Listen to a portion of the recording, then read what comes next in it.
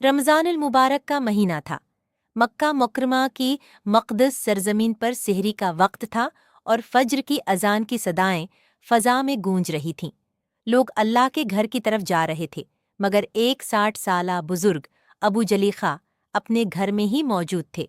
उन्होंने बगैर कुछ खाए पिए रोज़ा रख लिया था, क्योंकि उनके घर में खाने को कुछ भी न था।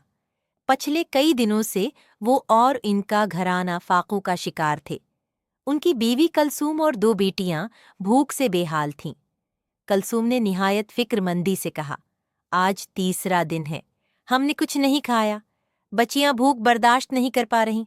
आप अल्लाह का नाम लेकर निकलें, शायद कोई रास्ता निकल आए। अबू जलीखा ने तसल्ली देते हुए कहा, अल्लाह पर भरोसा रखो, वो ज़रूर मदद करेगा।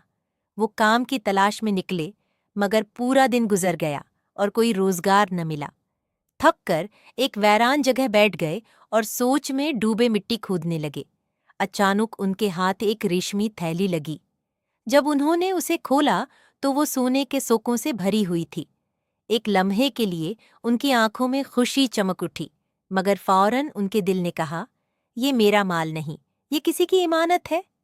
उन्होंने सोचा कि चंद सके ले लें और बाद में वापस कर दें, मगर फौरन अपने आप को रोक लिया।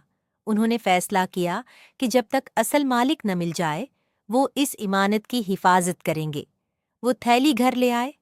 बीवी ने जब देखा तो कहा, उसमें से कुछ सके ले आएं, बच्चियां भूखी हैं।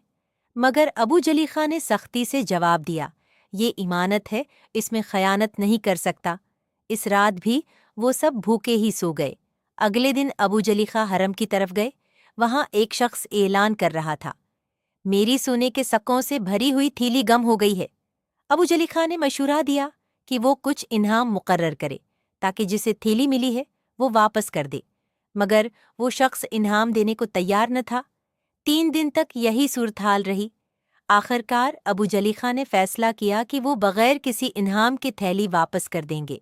वो उस शख्स को अपने घर ले गए और पूरी थैली उसके हवाले कर दी। जब सकों को गना गया तो वो पूरे 1000 थे।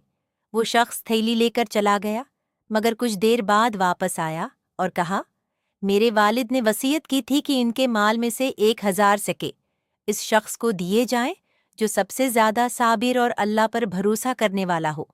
मैंने आपसे ज्यादा कोई मुस्तहक नहीं पाया। ये कहकर उसने वही सोने के सुके अबू जलीखा को दे दिए।